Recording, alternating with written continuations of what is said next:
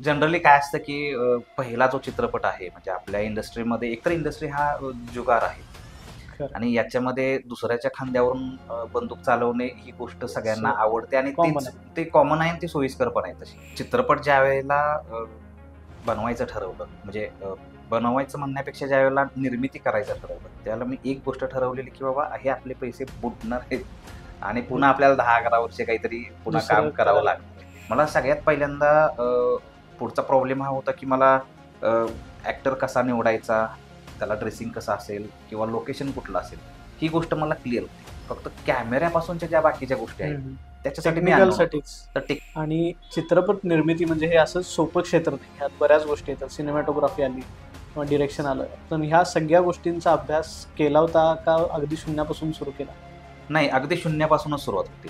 म्हणजे ज्यावेळेला हा निर्णय घेतला, त्यावेळेला फक्त एक लिखाणा व्यतिरिक्त माझ्याकडे दुसरं भांडवल नव्हतं. म्हणजे मी बरं. स्पर्धा परीक्षेमध्ये पहिल्याच अटेम्प्टमध्ये पी-एस-आय, एस-टी राज्यसेवेला मी मुलाखतीपर्यंत पोहोचलो.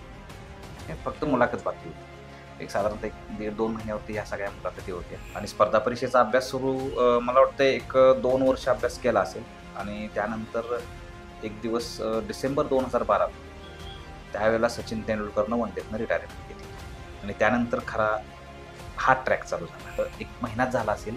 भरत जाधव सरांनी म्हणजे खरं तर त्यांना ते आवडत नाही ही गोष्ट, की मदत केलेली त्यांना पुढं जाहीररित्या सांगता येईल. सरांची माफी मागूनच सांगतो, की सरांनी खूप चांगल्या पद्धतीनं आम्हाला आर्थिक मदत केलेली आहे. काही शोज घेण्यासाठी. त्यांना हा उपक्रम एवढा आवडला, त्यांना चित्रपट एवढा आवडला, की त्यांचा खूप मोठा सपोर्ट आम्हाला. खरं तर ही आमच्याच लहानपणीची गोष्ट आहे. स्टोरी. तशा अर्थानं बघितलं तर ही सगळ्यांची स्टोरी आहे. म्हणजे प्रत्येकाच्या लाईफमध्ये काही ना काहीतरी घडलंय. नमस्कार. साधं सरळ या यूट्यूब चॅनलमध्ये तुमच्या सगळ्यांचं मनापासून स्वागत आहे. आज आपण शूट करतोय आपला पुढचा पॉडकास्ट आणि आज आपल्याला लाभलेले गेस्ट आहेत. तेंडल्या चित्रपटाचे दिग्दर्शक सचिन जाधव सर. सचिन जाधव सरांनी 2012 पासून सुरू केलेला हा प्रवास आज 2025 पर्यंत कसा पोहोचलाय आणि त्या दरम्यान त्यांची स्ट्रगल स्टोरी काय होती, पिक्चर रिलीज करतानाच कोविडमध्ये आलेल्या त्यांच्या अडचणी, त्यानंतर पिक्चर त्यांनी OTTवर किंवा कुठल्याही दुसऱ्या ठिकाणी रिलीज न करता डायरेक्ट पब्लिकमध्ये कशा पद्धतीने ते घेऊन गेलेत आणि आज त्यांचे स्क्रीनिंग कशा पद्धतीने होतात, हे सगळं आज आपण समजून घेणार आहोत. त्यांच्याशी चर्चा करणार आहोत, थोड्याशा गप्पा मारणार आहोत. चला तर मग सुरुवात करूया आजच्या पॉडकास्टला. नमस्कार सर. नमस्कार. साधं सरळ यूट्यूब चॅनलमध्ये तुमचं मनापासून स्वागत आहे. धन्यवाद. पिक्चरबद्दल आम्ही बऱ्याच गोष्टी वाचल्या, ऐकल्या. त्यानंतर आम्ही काही प्रश्न काढलेले. त्याच्यावरच आपण थेट सुरुवात करूया प्रश्नोत्तराला. चालेल. अ, पिक्चर डोक्यात यायच्या आधी म्हणजे तेंडल्याची ही कल्पना डोक्यात यायच्या आधी तुमचं बॅकग्राऊंड काय? आपला प्रवास काय होता? मी इस्लामपूरचा आहे. वडील शिक्षक होते. 12वी नंतर मी पुण्याला गेलो. खरं तर मी क्रिकेटर व्हायला गेलेलो. अच्छा. सचिन आयडॉल होता आणि मग त्यानंतर मग एका बाजूला मी क्रिकेटचं प्रॅक्टिस करत होतो, दुसऱ्या बाजूला मी बी-एस-सी केलं. ओके. विज्ञानामध्ये आवड होती. लिखाणाची आवड होती. त्यावेळेला मला वाटतंय 12वी असतानाच माझ्या आकाशवाणीला विज्ञानावरती काही कार्यक्रम झाले होते. सांगली आकाशवाणी. बरं. मग त्यानंतर मग मी बी-एस-सी केलं, बी-एस-सी बॉटनी आणि त्याच्यानंतर मी एम-ए फिलॉसॉफी केलेलं आहे. एकदमच वर्ष. तुमच्यासारखाच. तुमच्यासारखाच हा ट्रॅक आहे आणि त्यानंतर मग एकदा एम-ए फिलॉसॉफी झाला आणि त्यानंतर मी स्पर्धा परीक्षेचा अभ्यास सुरू केला. ओके. आणि स्पर्धा परीक्षेचा अभ्यास सुरू मला वाटतं एक 2 वर्ष अभ्यास केला असेल आणि त्यानंतर एक दिवस डिसेंबर 2012 ला त्यावेळेला सचिन तेंडुलकरनं वन डेतनं रिटायरमेंट घेतली आणि त्यानंतर खरा हा ट्रॅक चालू झाला. त्यावेळी ही कल्पना का सुचली, की आपण एखादा मूव्ही करूया याच्यावर? खरं तर चित्रपट बनवणं ही अगोदरचीच गोष्ट आहे. म्हणजे अगोदर होतं डोक्यामध्ये. पण एका टप्प्यानंतर आपण चित्रपटामध्ये यायचा असं माझा प्लॅन होता. पण काय झालं, की ज्यावेळेला सचिननं रिटायरमेंट घेतली, आता जे सांगितलं, की डिसेंबर 2012 साली घोषित केली. त्यावेळेला तो एक भावनिक निर्णय होता. म्हणजे मी स्पर्धा परीक्षेमध्ये पहिल्याच अटेम्प्टमध्ये पी-एस-आय, एस-टी राज्यसेवेला मी मुलाखतीपर्यंत पोहोचले. हे फक्त मुलाखत बाकी होती.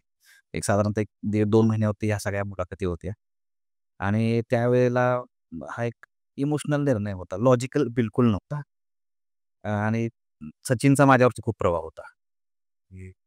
त्यावेळेला असं वाटलं की त्यांना आपल्याला बरंच काही दिले लाईफमध्ये आपण डेव्हलप होण्यासाठी. तर या क्षणाला आपण काहीतरी द्यावं.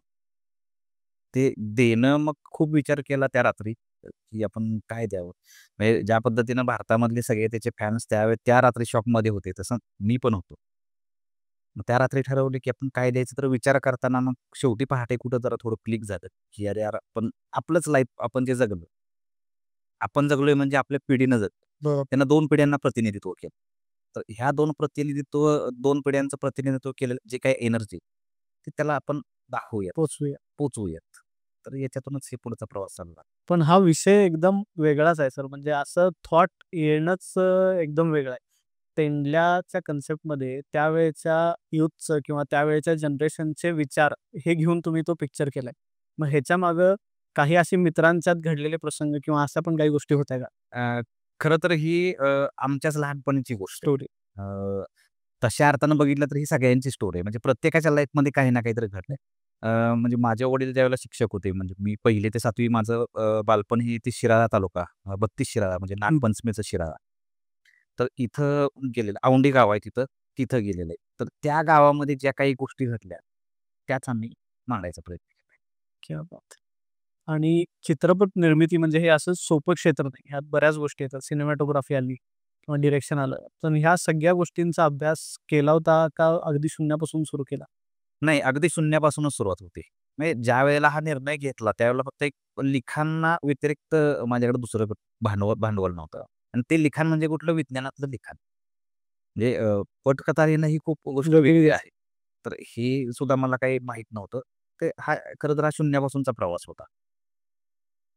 पण हे जमत कसं गेलं? म्हणजे त्याप्रमाणे टीम पण अ, मॅच हां, आता याच्यामध्ये एक प्लस पॉइंट हा होता, की लिखाणाला सुरुवात केली आणि त्यानंतर टीम बांधणं ही जी गोष्ट आहे. तर या टीम मध्ये ज्यावेळेला नचिकेत वयकर म्हणून माझा एक मित्र आहे. एकटे एडिटिंगमध्ये पास आउट झालाय. तर तो ज्यावेळेला इन झाला, म्हणजे ज्यावेळेला मी याबद्दल त्याला बोललो, की आपण असं करूया. असं एकत्र करूयात का? आता तसं बघितलं तर त्याला नॉलेज होतं, पण त्याला एक्सपिरियन्स नव्हता. डिरेक्शनचा. तर मग या केसमध्ये मग पुढच्या ज्या काही गोष्टी टेक्निकल गोष्टी आहेत. मला सगळ्यात पहिल्यांदा पुढचा प्रॉब्लेम हा होता, की मला ॲक्टर कसा निवडायचा, त्याला ड्रेसिंग कसं असेल किंवा लोकेशन कुठलं असेल, ही गोष्ट मला क्लिअर होती. फक्त कॅमेऱ्यापासूनच्या ज्या बाकीच्या गोष्टी आहेत, त्याच्यासाठी मी टेक्निकलसाठीच. तर टेक्निकलसाठी मग मी नचिकेत वाईकर म्हणजे आम्ही काय केलं, आम्ही दोघांनी ज्यावेळेला डिरेक्शनचं आम्ही जबाबदारी घेतली, त्यावेळेला आम्ही आम्ही कामाची विभागणी. टेक्निकलच्या गोष्टी नचिकेतनं सांभाळल्या, बाकीच्या गोष्टी मी बघितल्या. पिक्चर प्रोड्यूस करणं विथ डिरेक्शन, विथ क्रू आणि सगळ्यासकट खूप खर्चिक गोष्ट आहे. बरोबर. पैशाची अरेंजमेंट कशी झाली? जनरली काय असतं, की पहिला जो चित्रपट आहे म्हणजे आपल्या इंडस्ट्रीमध्ये एकतर इंडस्ट्री हा जुगार आहे खरं. आणि याच्यामध्ये दुसऱ्याच्या खांद्यावरून बंदूक चालवणे ही गोष्ट सगळ्यांना आवडते आणि ते ते कॉमन आहे आणि ते सोयीस्कर पण आहे तशी. म्हणजे पहिल्याच प्रयत्नामध्ये आपण एवढं रिस्क घेणं हे बरोबरच नाही. माझ्याही डोक्यात नव्हतं तसं. पण काही घटना अशा घडत गेल्या, की लिखाण आम्ही केलं इथपर्यंत ठीक होतं. ज्यावेळेला चित्रपट आम्हीच दिग्दर्शित करणार, असं ज्यावेळेला आम्ही निर्मात्यांना सांगत होतो, त्यावेळेला कुठलाही निर्माता तयार झाला. सगळ्या निर्मात्यांना 40-50 निर्माते भेटले. सगळ्या निर्मात्यांना आपली पटकथा आवडत होती. पण आम्ही डायरेक्शन करणार असं म्हटलं, की ते रिजेक्ट होतं. रिजेक्ट करायचे. मग याच्यातून मग पुन्हा आम्ही असा निर्णय घेतला, की अरे पुढे तर जायचंय, पाठीमागे आपल्याला जायचं नाहीये. तर मग आता काय करूयात, की आपण मग आपले घरचे पैसे लावूयात आणि इथून पुढचा तो प्रवास चालला. बापरे! आणि इथून मग निर्माता पण भूमिका ऑटोमॅटिकच आणला आणि त्या 2012 ते 17 जवळ-जवळ पिरियड मोठा गेला शूटिंग तुमचं सुरू होण्यात. म्हणजे इतका पिरियड हेच सगळं स्ट्रगल चाललं होतं. नेमकं काय-काय झालं या पिरियड? अ, खरं तर शूटिंग हे 2016 ते 18च्या दरम्यान झालं. सुरुवात माझी 2012 पासून झालेलीच आहे. तर याच्यामध्ये कसं आहे, की खूप जणांना वाटतं, की शूटिंग म्हणजेच खरं तर चित्रपट. पण शूटिंगच्या अगोदर पण खूप काही घटना घडत असतात आणि शूटिंग झाल्यानंतर पण खूप साऱ्या घटना त्याच्यामध्ये घडत असतात. तर 2000 डिसेंबर 12 पासून मी लिहायला सुरुवात केली. मला पहिल्यांदा असं वाटलं, की आपलं लिखाण 6 महिन्यामध्ये होतं. जे इतरांचा अनुभव ऐकून मी ठरवलेलं. पण मला 2-3 वर्ष लागली. मी लिहितच होतो. बाप 12-13 ड्राफ्ट लिहिले. जवळ कोण सांगायला नव्हतं, की पटकथा कशी लिहायची.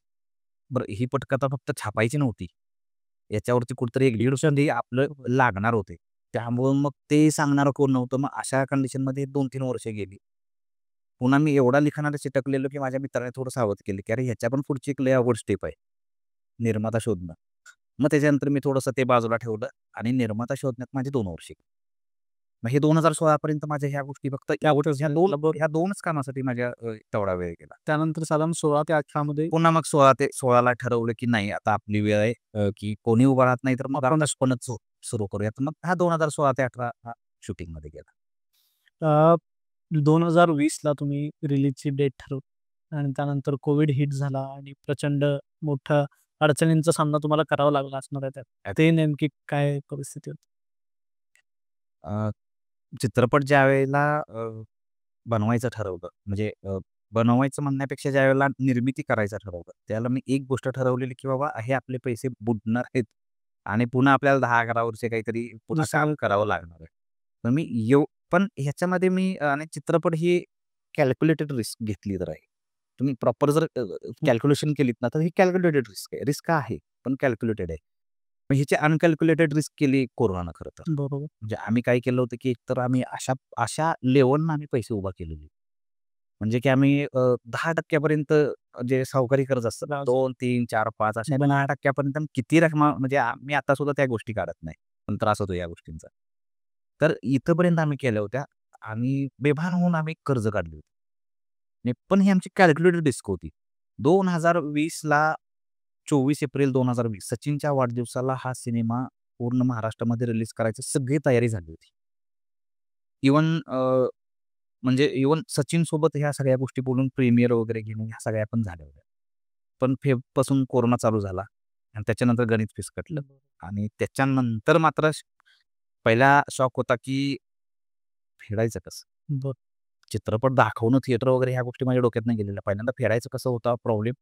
तर याच्यातून मग तुम्ही ते YouTubeवरती व्हिडिओ बघितला असेल, की अ, शेती पहिल्यांदा आम्ही घेतली करायला. 32 शिराळ्यामध्येच एक 5 एकर. म्हणजे सोल्युशन ते नव्हतं खरं.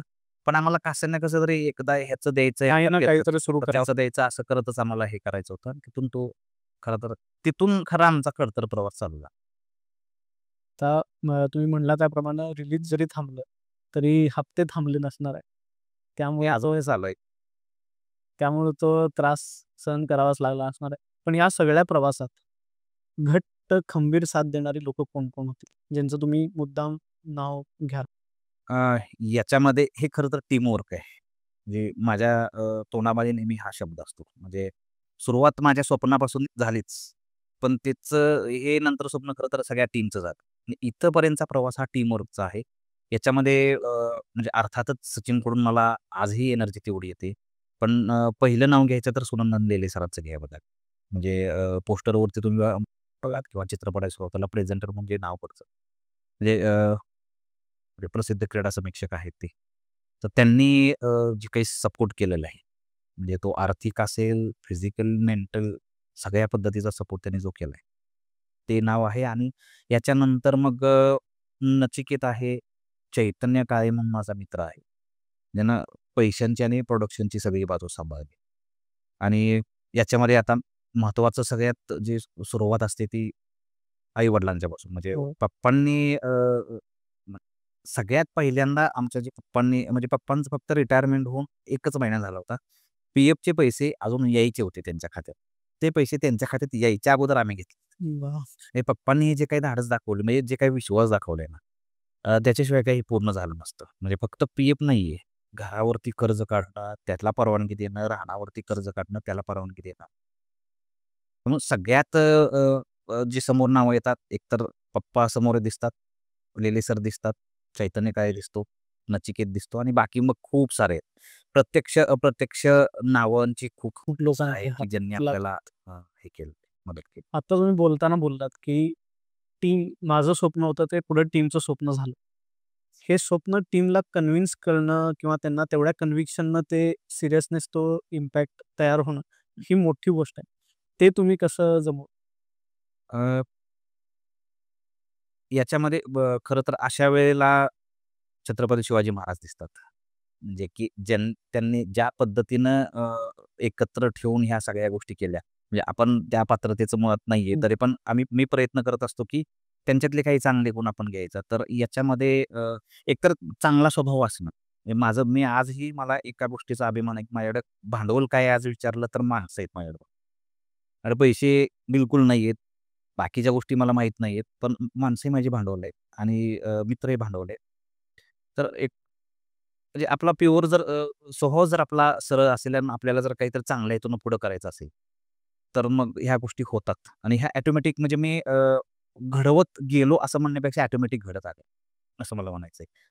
आणि ही सुरुवातीपासूनच ह्या गोष्टी झाल्या. समोरून मिळणारी टीम पण तेवढीच तशी एवढीच ते आता मिळाली. सुदैव म्हणा, योगायोग म्हणा, खरं पण हे घडत गेलं. रिलीज जेव्हा पिक्चर होत नाही हे लक्षात आलं, तेव्हा तुम्ही सेल्फ रिलीज करून बाकी प्रमोशनचा विचार कधी केला? अ, कोरोनाच्या अगोदरचं तर मी सांगितलं, की बरं. पूर्ण प्लॅनिंग नव्हतं. खूप मोठ्या लेव्हलनं रिलीज होतं. कोरोनानंतर गणितं विस्कटली. मोठे-मोठे स्टुडिओज ज्यांनी अगोदर आपल्याला इंटरेस्ट दाखवलं होतं त्यामध्ये. तर त्यांनी नंतर दाखवलं नाही कारण त्यांचंही बरोबर होतं, की कारण सगळ्यांचीच आर्थिक बरं. गडी कोलमडलेली. त्यानंतर मग काही इंडिव्हिज्युअल आम्ही निर्मात्यांना भेटलो, तर तेही तयार झाले नाहीत. कुणाचीच आर्थिक मोडमध्ये नव्हते त्यावेळेला, तयारीच नव्हती. मग अशा वेळेला मी 2023ला ठरवलं, याच्यातून बाहेर तर यायचं होतं आणि थिएटरला आल्याशिवाय पुढच्या गोष्टी आर्थिक गोष्टी कुठल्या बदलणार नव्हत्या. म्हणजे की थिएटरला आल्यानंतर पुन्हा ओ-टी-टीचे राईट्स ओपन होतात. त्याच्यानंतर सॅटेलाईट राईट्स ओपन होतात. काहीतरी हॅपनिंग होतं पैशाच्या बाबतीत. त्यामुळे नंतर मग आम्ही विचार केला, की म्हणजे इथंही हीच वेळ. बरोबर. म्हणजे इव्हन निर्माता होणं ही गोष्ट मी कधीच कल्पना केली नव्हती. सेम पद्धतीनं स्वतःच आपण रिलीज करायचं, ही गोष्ट त्याच्या पुढची होती. आम्ही कधीच विचार केला नव्हता. ती गोष्ट म्हणजे आली अंगावर तर आता घ्यायचा असा आमचा पहिल्यापासून स्वभाव. तर आम्ही टीमवर्क पुन्हा एकदा त्यात लेले सरांनी सहभाग घेतला. आम्ही टीमवर्क केलं आणि प्रयत्न केला चांगल्या पद्धतीनं प्रदर्शित करायचा. नाही त्याला यश पण तशा पद्धतीनं चांगलं मिळालं. हां, सुरुवातीच्या काळात ट्रॅक्शन बऱ्यापैकी दिसलं असणार आहे. हां, म्हणजे ज्यावेळेला रिलीज झाला त्यावेळेला पहिले काही दिवस म्हणजे खूप चांगल्या पद्धतीनं थिएटरवरती चाललेला सिनेमा. म्हणजे माउथ पब्लिसिटी हा एकच प्लस पॉइंट होता. आम्ही खरं तर 0 बजेटवरती हा सिनेमा हे केलाय, रिलीज केलाय. पब्लिसिटीला आम्ही ₹0. काय जे काय असेल ते टीमवर्कवरती आणि एवढं चांगलं त्याचं हाईप होत होतं. हं. अ, पण त्यानंतर मग एक हिंदी सिनेमा आला आणि त्याच्यानंतर थोडासा जो जो काही कॉमन प्रॉब्लेम होतो मराठी सिनेमाला तसा झाला. आर्थिक बाबतीत आम्ही फार यशस्वी नाही झालो. पण आम्हाला जे काही कामाला पोचपावती मिळायची लोकांपर्यंत पोहोचलं. ती लोकांच्यापर्यंत फार पोहोचला नाही. पण ज्यांच्यापर्यंत पोहोचला त्यांनी जी काही पावती दिली ती आम्हाला खूप मोठी होती. 2019 मध्ये राष्ट्रीय पुरस्कार आणि त्यानंतर जवळ-जवळ 5 राज्य पुरस्कार मिळाले. त्यावेळेचं फिलिंग कसं होतं? एक खरं सांगायचं तर ह्या 2 महाराष्ट्र शासनाच्या आणि आपल्या भारत सरकारच्या 2 पुरस्काराने आहे ना, म्हणजे आमच्यावरचं दडपण एवढं हलकं केलं. म्हणजे एवढं हलकं केलं, की ते जर झालं नसतं, तर आम्हाला कुठं तोंडच नव्हतं, की आम्ही काय सिनेमा केला हे दाखवायचं. कारण 2012 पासून एकतर शिक्षकच आम्ही मोठा. म्हणजे एकतर शिष्यवृत्तीला मी 4थीला आलेलो, 7वीला आलेलो, एम-टी-एसमध्ये आलेलो. आणि ह्या प्रवासामध्ये एक असतं ना, की शिक्षकांचा म्हणजे एक पोरगं हे काहीतरी जाऊन पुढे काहीतरी अकॅडमिक करणार. कुठल्याच गोष्टी माझ्याकडून झाल्या नसत्या. 2012 पासून ते मी हे परत 2019 पर्यंत फक्त मी इनपुटच देत होतो.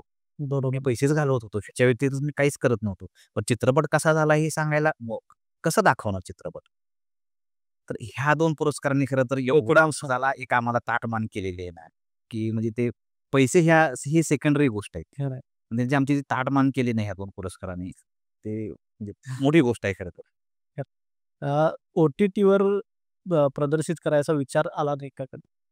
अ, हां, म्हणजे ओ-टी-टी अर्थातच ज्यावेळेला आपण थिएटरला रिलीज करतो, त्यानंतर चित्रपटाचा प्रवास पुढचा टप्पा हा ओ-टी-टीचा असतो किंवा सॅटेलाईट असतो. बरोबर. पण काही कारणांच्यामुळं अजून तरी ओ-टी-टीवरती आम्हाला जाता आलेलं नाही. ओके. आणि आता आपण जे स्क्रीनिंग्स करतो म्हणजे शाळा, कॉलेज, गावात स्क्रीनिंग करण्याची जी आपली पद्धत आहे, तर त्याचं नेमकं स्वरूप कसं आहे आणि उद्देश काय आहे? काय झालं, की प्रत्येक दिग्दर्शकाचं आणि निर्मात्याचं एक स्वप्न असतं, की आपला चित्रपट थिएटरला लागावा.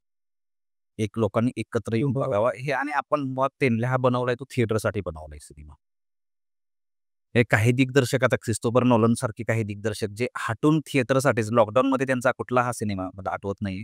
पण तो सिनेमा थिएटरलाच प्रदर्शित व्हावा यासाठी ते हटून बसले होते. म्हणजे अशांच्यापैकी मी पण एक आहे. पण थिएटरला त्या दिवशी ज्या दिवशी आपला तेंडल्या रिलीज झाला त्या दिवशी एक हिंदी चित्रपट आला आणि आपल्याला थोडासा प्रॉब्लेम झाला त्याच्यामुळे. त्यामुळे लोकांच्यापर्यंत तो पोहोचला नाही. आम्हाला थिएटरच भेटली नाहीत.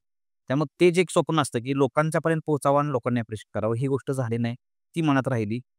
तर आणि याच्यानंतर काय झालं, की सिनेमा ज्यावेळेला थिएटरमध्ये चालत नाही आर्थिकदृष्ट्या, त्यावेळेला तो नंतर ओ-टी-टीवरती यायला अडचणी असतात. बरोबर. तर ऑटोमॅटिक्स प्रॉब्लेम येतात त्याच्यामध्ये. तर हे आम्ही दुहेरी कंडिशनमध्ये होतो. एक तर लोकांच्यापर्यंत पोहोचला नव्हता आणि इकडे आम्ही स्ट्रगल करत होतो. तर याच्यातून मग दुसरा मार्ग काय? तर मग आता याच्यामध्ये काय झालं, की खूप सारे मराठी चित्रपट आहेत. आता राहुल देशपांडे सरांचा तो चित्रपट आहे हो. आत्ताच. तो त्यांनी YouTubeवरती टाकला. भाऊराव खराडेंचा जो टी-डी-एम आहे, तो त्यांनी YouTubeवरती टाकला. आता ह्या YouTubeवरती टाकणं ही गोष्ट चांगल्या भावनेतून नाही झाली ती. ही हताशपणे आणि हतबलतेतून झालेली. म्हणजे मराठी चित्रपटसृष्टीचं दुर्दैव आहे, की ह्या चांगल्या चित्रपट असे आपण YouTubeवरती टाकतोय. मला हा मार्ग खरं तर घ्यायचा नव्हता. म्हणजे याच्यातूनच पॉझिटिव्हली काहीतरी मला मार्ग काढायचा होता आणि लोकांच्यापर्यंत पोहोचवायचा होता. मग मी विचार केला, की आपण जर जे काही हा नवीन मार्ग नाही खरं तर. 20 वर्षापूर्वीच आपण सिनेमे प्रोजेक्टर आणि स्क्रीनवरती तंबू टाइप आपण दाखवत होतो. मग मी काय केलं, की मागच्या वर्षी मी असेच सिनेमे असे एक 15-20 स्क्रीनिंग केले लोकांच्या समाधानासाठी आणि तो एक शेवटचा स्क्रीनिंग आम्ही शिवाजी विद्यापीठामध्ये केलं अ, अ, विद्यार्थ्यांसाठी. आणि त्याच्यानंतर अनमोल कोठाडिया सर जे आपले चित्रपट समीक्षक आहेत, त्यांनी जो एक लेख लिहिला. याच्यानंतर मग मला एक गोष्ट क्लिक झाली, की आपण असाच प्रयोग आपण पुढे करत राहूया. करू. काही मानधन घेऊया बरोबर. आणि लोकांच्यापर्यंत पोहोचूया. लोकांचे बरेच आता कारणं असतात, की मला चित्रपट एकतर थिएटरला लागत नाही, हे त्यांचं कारण, की मराठी लागत नाही, मी कसा बघू? आणि दुसरी गोष्ट लागला तर ते त्यांचं टायमिंग नसतं त्या आठवड्यामध्ये, की बघण्यासाठी. मग आम्ही काय केलं, की आम्ही त्यांच्यापर्यंत पोहोचायचा प्रयत्न केला. मग आम्ही अशी म्हणजे तो प्लॅन तयार केला आणि की बाबा तुम्ही कुठेही तुमच्या ऑफिसमध्ये बोलवा, शाळा बोलवा, कॉलेज बोलवा, गावात बोलवा. तुम्ही 50 नाही या, 100 ना 200 नाही या. आणि तुम्ही सांगाल तिथं आम्ही येतो आणि चित्रपट दाखवतो. म्हणजे म्हणून तर ह्या आम्ही एका उपक्रमाला नाव "तेंडले आपल्या दारी" असं केलेलं आहे. आता याचा उद्देश आता याच्यातून आम्हाला किती पैसे भेटतील म्हणजे याच्यातून नफ्यासाठी तर आम्ही पैसे मिळवत नाही. आम्ही आमची रिकव्हरीसाठी पैसे मिळवतो. बरोबर. किती पैसे भेटतील पुढचं मला माहीत नाही. पण याच्यातून आम्हाला एक पॉझिटिव्ह मार्ग काढायचा आहे. फक्त तेंडल्याचाच हा विषय नाही. बरोबर. तेंडल्यासोबत खूप सारे चित्रपट आहेत, चांगले चित्रपट आहेत, की ज्यांना पुढं मार्ग दिसत नाही. तर माझा हा प्रयत्न आहे. माझ्यासोबत आता आणि अनमोल कोठाडिया सर आहेत आणि सोबत अजून खूप सारे असे एकत्र यायला लागले, की बाबा याच्यातून हा मार्ग आपण पुढे नेऊयात. नाही, इव्हन सांगली जिल्ह्यातले पण बरेच उद्योजक असतील किंवा व्यावसायिक असतील. मी बघतोय आता, की काही ना काही उपक्रम असेल, तर ते मुद्दाम तेंडल्या चित्रपटाचं स्क्रीनिंग ठेवतायत. ठेवता त्या गेल्या 2 महिन्यातच मी 3 ते 4 स्क्रीनिंग मला अजून इन्व्हिटेशन आले होते. आले होते आणि इव्हन आता सुद्धा पुढचे 3-4 शो आता ह्या महिन्यातलेच आपले अजून प्लॅन मध्ये होत आहेत. मग आता ही जी काही आम्ही कोल्हापूरमध्ये जी आम्ही मोहीम सुरू केली, साधारणतः 1-2 महिन्यापूर्वी सुनंदन लेले सर, भरत जाधव जे अभिनेते आहेत, त्यानंतर स्वप्नील राजशेखर जे अभिनेते आहेत, आम्ही असे चौघांनी मिळून एक प्रेस कॉन्फरन्स घेतली आणि आम्ही मीडियासमोर जाहीर या गोष्टी सांगितल्या. आणि त्याच्यानंतर ही एक मोहीम सुरू झाली, जी आता सांगलीमध्ये आहे आणि जी आम्हाला पुन्हा पुढच्या राहिलेल्या जिल्ह्यामध्ये आम्हाला घेऊन जायचं आहे. एक सर माझा असा थोडासा वेगळ्या ह्याचा प्रश्न आहे, की मराठी चित्रपटसृष्टी जी अ, असे पण पिक्चर आपल्याकडे आलेत, की सैराटसारखे ज्यांनी करोडोचा व्यवसाय केला. हो. अनेक चित्रपट आहेत, म्हणजे असं 1-2 नाही. मग ह्या चित्रपटाची जी टीम असते किंवा निर्माते असतात, दिग्दर्शक असतात, हे लोक अशा पद्धतीनं एखादा माणूस अप्रोच झाला, तर त्याला मदत करतात का? अ, हां. म्हणजे करतात असं मी ऐकलेलं आहे. करतात. आहे रे, म्हणजे आपल्या इंडस्ट्रीमध्ये खूप सारी चांगली आहेत, की जे तशी मदत करतात. मग त्या ह्यानं तुम्ही कधी प्रयत्न केला? अ, नाही अलीकडं कसं आहे, की आता मी ह्या चळवळीनिमित्तच, ह्या उपक्रमानिमित्तच आता सध्या आम्ही हे नाही, करतोय. पूर्ण सध्या लक्ष ह्यातच मग. आता याच्यामध्ये एक सांगायचं आता आम्ही ज्यावेळेला उपक्रम सुरू केला, तर ह्या प्रश्नाचं उत्तर म्हणजे खुलेपणानं जर द्यायचंच म्हटलं, तर 1 महिनाच झाला असेल. भरत जाधव सरांनी म्हणजे खरं तर त्यांना ते आवडत नाही ही गोष्ट, की मदत केलेली त्यांना पुढं जाहीररित्या सांगणं. सरांची माफी मागूनच सांगतो, की सरांनी खूप चांगल्या पद्धतीने आम्हाला आर्थिक मदत केलेली आहे. काही शोज घेण्यासाठी. त्यांना हा उपक्रम एवढा आवडला, त्यांना चित्रपट एवढा आवडला, की त्यांचा खूप मोठा सपोर्ट आम्हाला भेटला आहे आणि असाच सपोर्ट पुढे भेटत राहतील. म्हणजे इंडस्ट्रीमध्ये असं नाही की इंडस्ट्री ही म्हणजे तशी भावनिकरित्या अगदीच राहील आहे. खूप सारी चांगली भरत जाधव सरांच्या सारखी आहेत, स्वप्नील राजशेखर सरांच्या सारखे आहेत, किशोर कदम सरांच्या सारखे आहेत, बरोबर. की जे नेहमीच माझ्या सपोर्टला उभे असतात. कदाचित बऱ्याच लोकांपर्यंत हा अजून पोहोचलाच नसेल विषय, असं पण असू शकेल. हां, तसाही आहे. अगदी आम्ही सुरुवात जस्ट कोल्हापुरातून एक 3च महिने झाले असतील. आता आमचं साधारणतः आपले शो हे 50च्या दिशेनं चाललेले आहेत. ओके. म्हणजे 50 शो आपण आता कंप्लीट करू. त्याच्या अगोदरचे शो तर वेगळेच. बरोबर. तर मग ही मोहीम आता हळू-हळू म्हणजे इंडस्ट्रीमध्ये म्हणण्यापेक्षा पूर्ण महाराष्ट्रामध्ये पोहोचायला हळू मदत होईलच. जसे स्क्रीनिंग्ज होत जातील तसं लोकांपर्यंत पिक्चर पोहोचेल. आणि खूप चांगला प्रतिसाद आहे बरं का.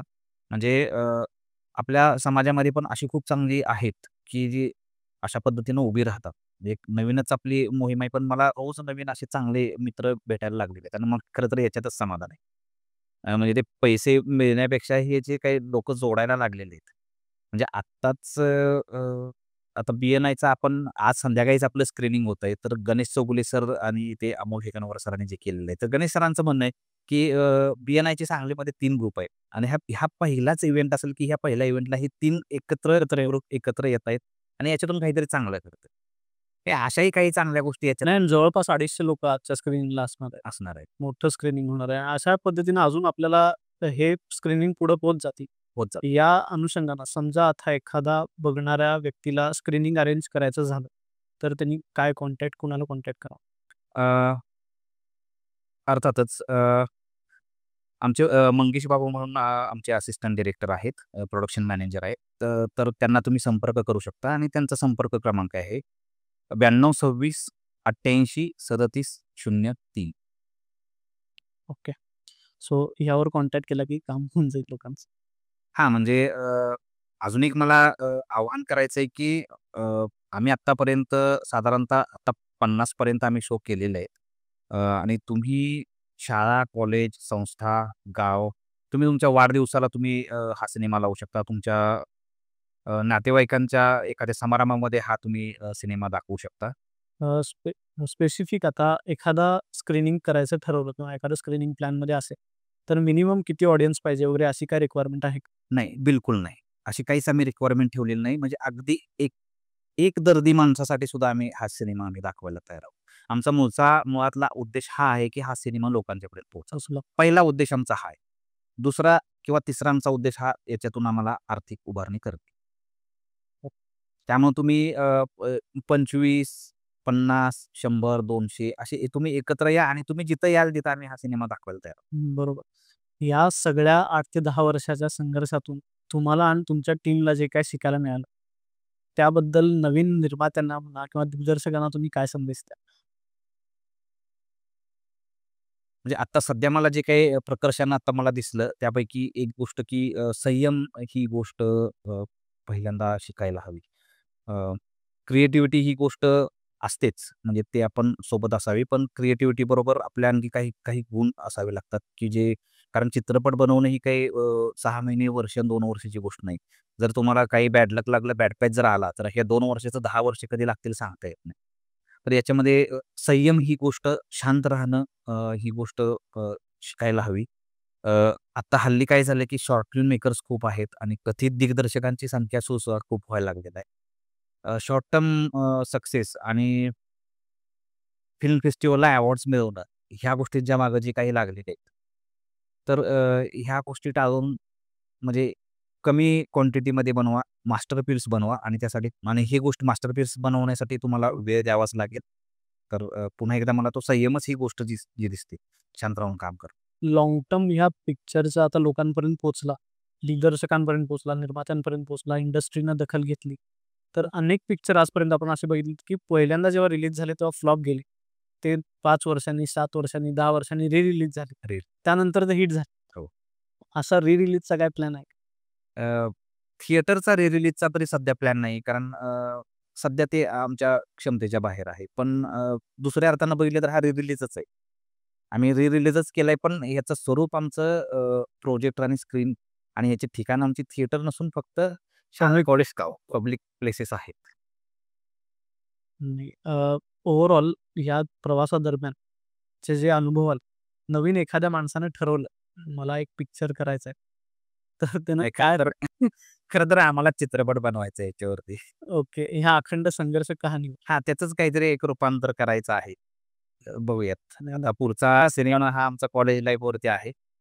म्हणजे ज्या पद्धतीनं तेंडल्यामधून आम्ही एक बालपण आठवून दिलं 1998चं. या चित्रपटातून एक कॉलेज लाईफ आठवून द्यायची आहे लोकांना आणि तिसरा हा चित्रपट आपण याच्यावरती करूयात. बेसिक. नक्कीच सर तुमच्या संघर्ष कहाणीतून बऱ्याच गोष्टी समजल्या आणि इतक्या वर्षाचा म्हणजे पर्सिव्हरन्स हा शब्द सोडून द्या. पण जितकं तुम्ही 8 ते 10 वर्षाचं हे स्ट्रगलच आहे आणि आत्ता कुठं त्याला थोडंफार आउटपुट यायला लागलंय, पण लोकांपर्यंत पोहोचायला सुरुवात तरी झाली. याला भरभरून यश मिळू द्या अशा आमच्या तुम्हाला शुभेच्छा आहेत. आणि इथंच आपण आपला आजचा एपिसोड थांबवूया. धन्यवाद.